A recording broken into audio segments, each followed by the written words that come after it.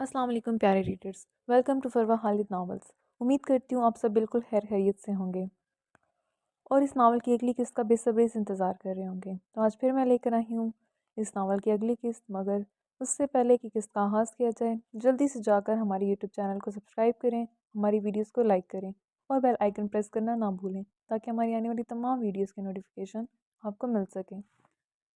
आइए चलते हैं। मैं तो तेरी जोगन अस कलम फरवा खालिद किस्त नंबर 17 की जानिब। तुम्हें लगता है कि बेचारा गिलास तुम्हें मुझसे बचा पाएगा?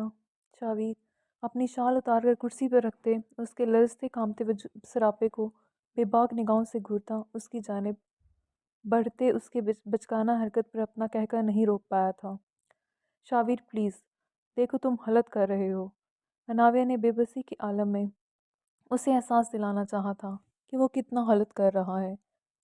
आप पर जायज़ हक है मेरा, शावीर सुल्तान ने अपने लफ्ज़ों पर जोर देते उसे बावर करवाया था।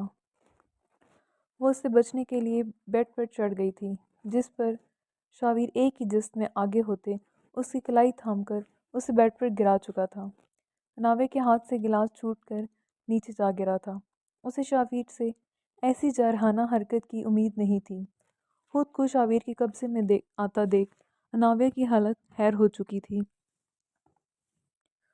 वो शावीर के हिसार से निकलने की पूरी कोशिश कर रही थी, जिस हाथापाई में वो मज़ीद शावीर के करीब आ गई थी। शावीर सुल्तान जैसे बॉडी बिल्डर के लिए उस धान पान सी लड़की को काबू करना मुश्किल अमर बिल्कुल भी नहीं था। उसे चंद सेकंड्स लगे थे अनाविया को अपने हिसार में कैद करके उस पर हावी होने में। अनाविया का सर तकिए पर था, जबकि दोनों कलाइयाँ शावीर के हाथ में कैद सर के ऊपर तकिए से लगी हुई थीं। शावीर उसके ऊपर झुका हुआ था, मगर उसने अपना वज़न अनाविया पर नहीं डाला था। शावीर के चौड़े कसरती वजूद के पीछे वो बिल्कुल छुप गई थी। नाविया का चेहरा खतरनाक हद तक जर्द हो पड़ चुका था। मुझसे दूर जाने का बहुत शौक है ना तुम्हें नाविया अकबर? आज खुद के इतने करीब ले आऊँगा कि कभी फिर दूर जाने का सोच भी नहीं पाओगी। शावीर ने नाविया के दिलकश वजूद को उसकी स्याह शाल से आज़ादी बख्श दी थी। तुम हर गुजरते दिन के साथ मेरे दिल में अपनी नफ़रत को मज़ीद बढ़ा रहे हो। तुम बहुत अच्छे से साबित कर रहे हो कि तुम भी सुल्तान हवेली जैसे रवायती मर्द ही हो, जिसे कमज़ोरों पर ही अपना हुक्म चलाना आता है। अनाविया उसे गुस्सा दिलाने की खातिर चिल्ला कर कहती, जो अल्फाज मुंह में आए थे वो बोलती चली गई थी, मगर शावीर ने उसकी बात की आधे में ही उसके गुदाज लबों पर अपनी उंगली जमाते उसे खामोश करवा दिया था। मैं पहले ही आप पर बहुत गुस्से में हूँ अनाविया। मुझे कूल डाउन करने के बजाय तुम मेरे गुस्से को मज़ीद हवा दे रही हो। अगर इस गुस्से की आग भड़क उठी तो सबसे पहले तुम्हें ही झुलसाएगी, और अगर मैं वाकई ही रवायती मर्दों जैसा होता तो आप इस वक्त मेरी बाहों में ये सब ना बोल रही होती। शावीर उस पर झुका था और उसके चेहरे की नरमाहटों को महसूस करता वो अपने गुस्से की आग को कम करने लगा था। उसके लिए अनाविया अकबर पर गुस्सा करना बहुत बड़ा जुर्म था, मगर ये लड़की उसका ज़ब्त आजमाने का कोई मौका जाने नहीं देती थी। नाविया का पूरा चेहरा उसकी गर्म सांसों जल उठा था। वो बार बार उसके नाक में पैनी नोजपिन को छूता न जाने कौन सा अनजाना सुकून महसूस कर रहा था। नाविया की हालत इस नज़दीकी पर हैर हो चुकी थी। आइंदा फरार पाने की कोशिश करेंगी मुझसे? शावीर उसकी कान की लो को अपने होंठों में लेता जोर से दबा गया था, जबकि अनाविया इस वक्त उसे हाँ ना में जवाब देने की पोजीशन में नहीं रही थी। बोलो अनाविया अकबर, शावीर सुल्तान उसे अपने लफ्ज़ से पागल करता उसका जवाब सुनने पर भी बज़िद था। अनाविया की जानिब से जवाब ना पाकर उसके कांपते कांपते नम आलूद गुलाबी उभरे होंठों पर झुका था और अपनी कैद में लेता अनाविया अकबर की सांसों को अपने अंदर गुम कर गया था। अनाविया उसकी शर्ट मुट्ठियों में दबोचे लरज़ उठी थी। शावीर सुल्तान की कुर्बत उसके लिए जानलेवा साबित हो रही थी। उसका दिल धड़क धड़क कर पागल हो चुका था।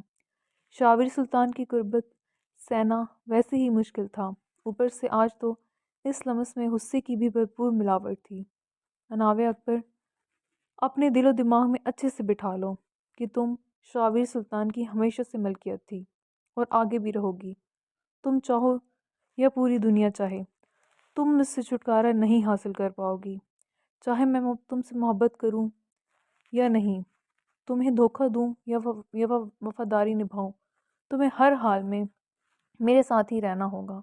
شاویر سلطان خود غرضی کی انتہا پر تھا، وہ اس لڑکی کو اپنے ساتھ باندھ کر رکھنا چاہتا تھا۔ ناوے کی آنکھوں سے آنسو رواں ہو چکے تھے۔ مجھے تمہارے ساتھ نہیں رہنا، تم بہت برے ہو، اس کا گریبان مٹھیوں میں جکڑے روتی ہوئی بولی تھی۔ ابھی تو تمہیں صرف اپنی ملکیت کے 1% احساس سے روشناس کروایا ہے، ابھی سے گھبرا گئی ہو اناوے اکبر۔ شاویر نے اس کی نوز پن پر اپنے لبوں کا شدت پر لمس چھوڑا تھا۔ اب میں فرار نہیں ہوں گی، اب میں اپنے ہاتھوں سے خود کو ختم کروں گی، پھر تو تمہارا انتقام پورا ہو جائے گا نا مجھ سے۔ اناوے کی تکلیف سواں نیزے پر تھی، اسے یہی دکھ کھائے جا رہا تھا کہ شاویر بنا اس سے محبت کے صرف ایک مقصد کے تحت شادی کر رہا ہے۔ تمہیں لگتا ہے تمہیں اتنی آسانی سے اپنے قبضے سے جانے دوں گا؟ خود کو اذیت دینے کی کوشش مت کرنا اناویہ، ورنہ شاویر سلطان ہر لحاظ بھول جائے گا۔ شاویر اس کی بیوٹی بون پر جھکتا آپ کی بار اسے اپنی دبانگی سے روشناس کروا گیا تھا۔ میں کروں گی تمہارا انتقام، اب میں خود پورا کروں گی۔ دونوں خاندانوں کی اصل دشمنی کی وجہ میں ہوں نا، تو جب میں ہی نہیں رہوں گی تو تم لوگوں کی مردانہ انا بھی میرے ساتھ مر جائے گی۔ اناوے اکبر بہت غلط موقع پر بہت غلط بات کر گئی تھی۔ شاویر کروٹ بدلتے بیڈ پر کمر ٹکاتا اناوے کو کھینچ کر اپنے اوپر گرا گیا تھا۔ اس کا لال چہرہ اس کے شدید غصے میں ہونے کی ضمانت تھا۔ کیوں مسٹر خان، کل تک اسی کے ساتھ میرا نام جوڑ کر آپ مجھ پر بدکرداری کے الزام لگا رہے تھے، آج اچانک سے یہ دقیانوسی مردوں والی سوچ کہاں سے نکل آئی؟ محمل قریشی بھلا کہاں پیچھے رہنے والی تھی؟ منہ توڑ جواب دیتے اس کی گرفت سے خود کو آزاد کروایا تھا۔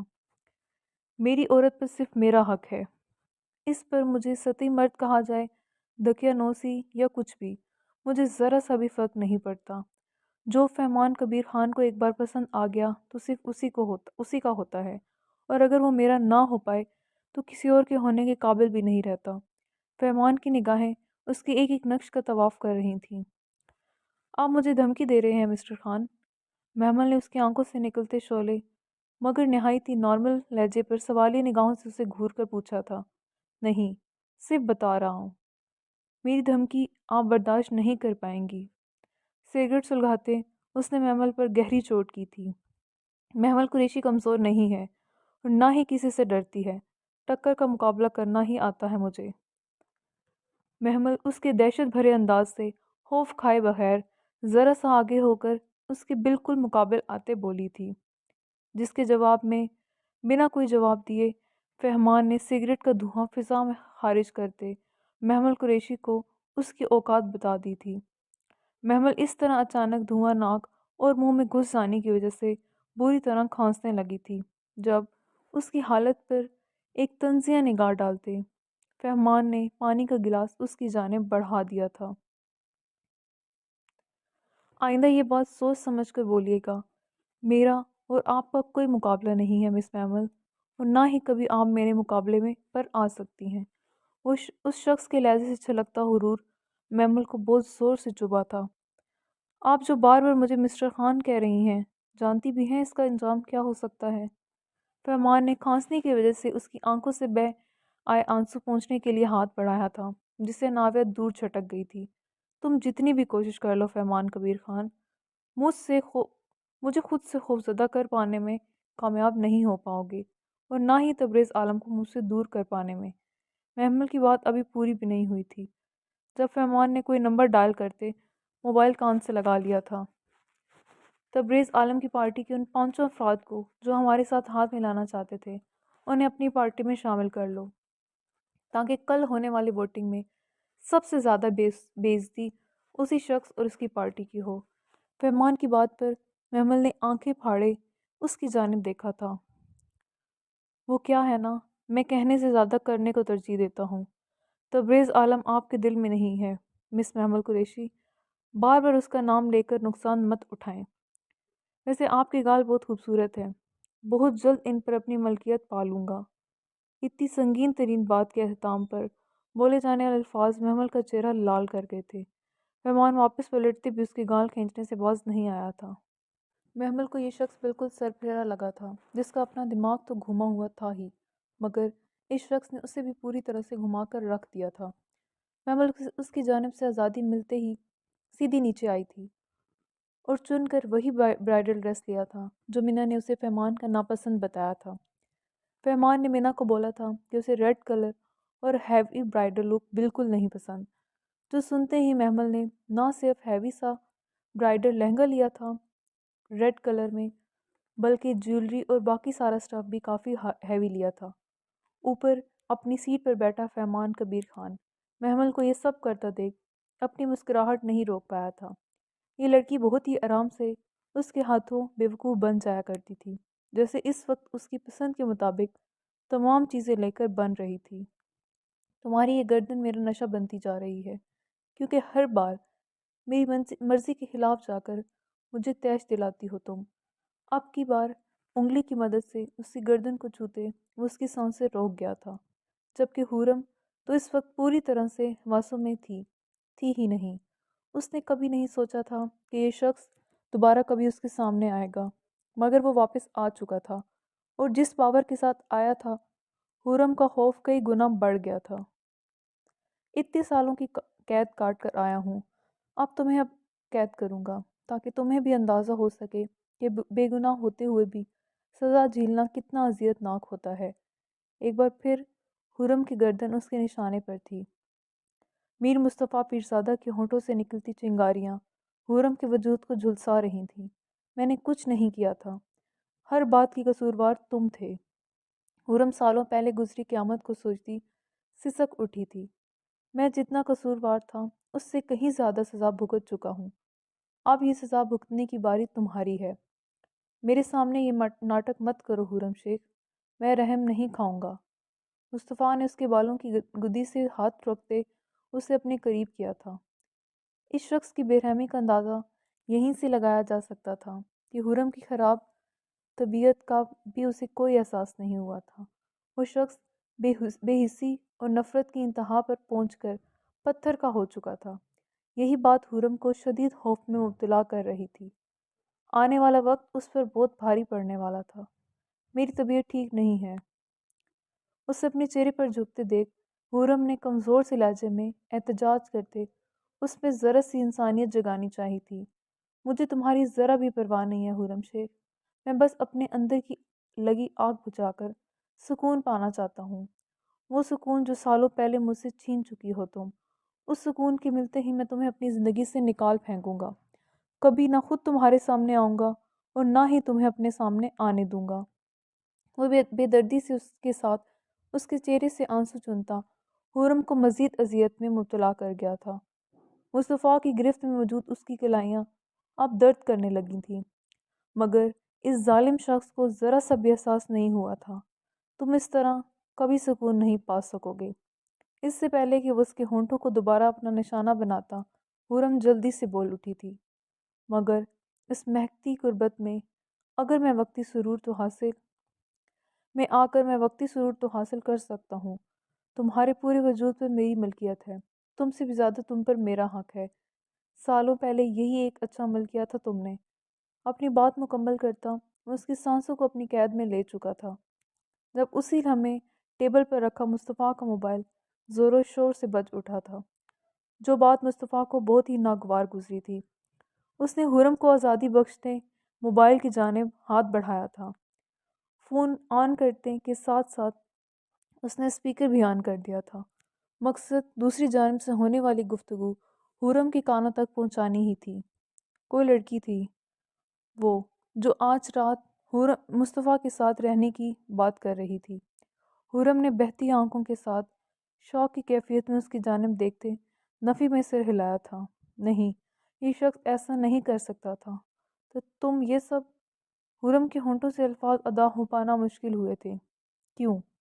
جب تم آدھے ادھورے کپڑے پہن کر پوری دنیا کے سامنے اپنی نمائش کروا سکتی ہو، تو میں کیا یہ سب نہیں کر سکتا؟ کہا نا میں نے سکون کی تلاش میں ہوں، اب اسے پانے کے لیے ہر کوشش کروں گا نا۔ جاری ہے جی پیارے ریڈرز، کیسی لگی آپ کو آج کی قسط؟